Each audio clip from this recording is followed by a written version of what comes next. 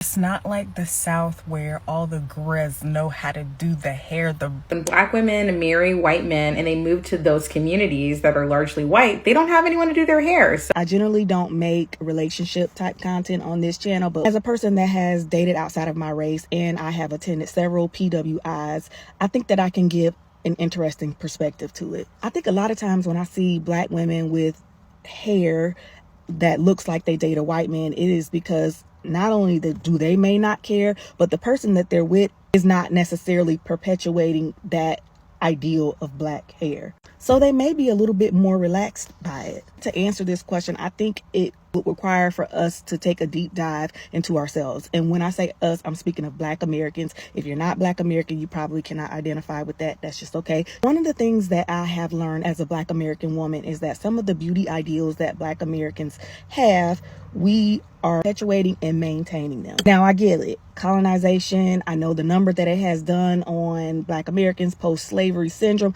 I get all that. But when you think about the last time someone talked about someone's edges or their texture not matching their wigs, or wig being fat and how it's laid, what race is that generally?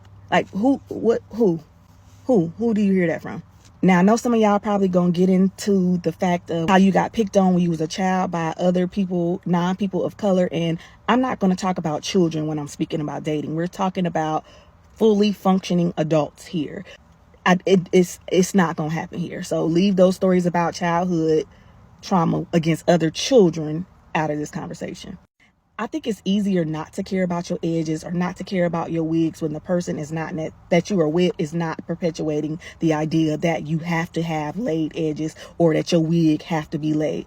And that could be simply ignorance on their end. They really don't know what it looks like to have laid edges and probably don't care. But that's just my perspective on it.